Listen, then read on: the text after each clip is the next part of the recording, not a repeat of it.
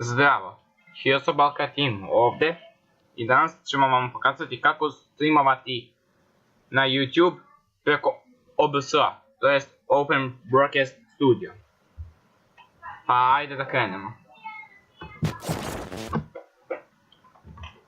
Prvo treba otići u YouTube.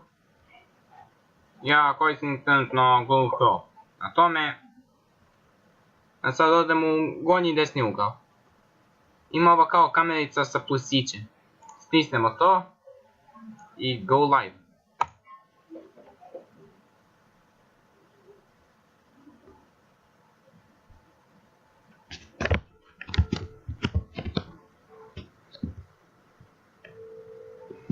Sad, ovo je Encore live streaming, a to sam pojavi baš ovako.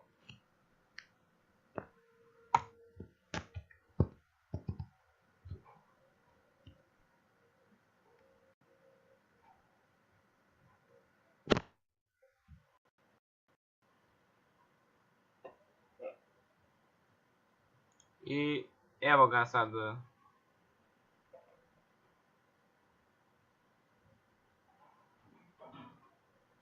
Sad, ostalo što treba iz ovog, ovdje dokucate što želite i od ovih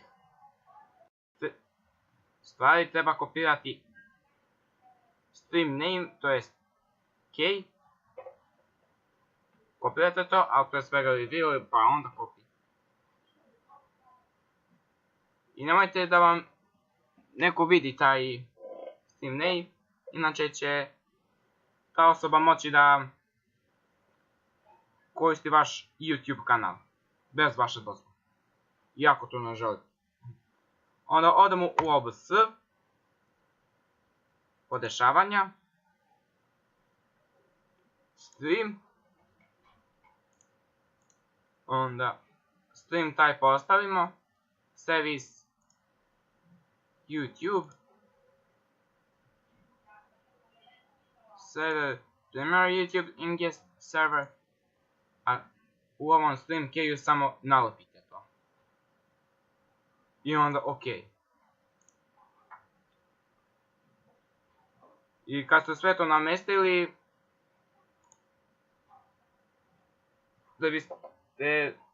da počnete streamovanje, treba da stisnete ovdje start streaming.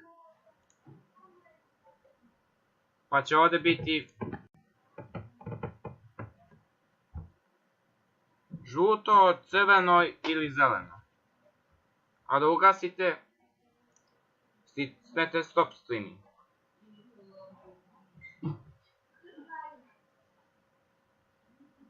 To je sve za sada. Ostavite like, sub, share i komentarišite video. Ćao!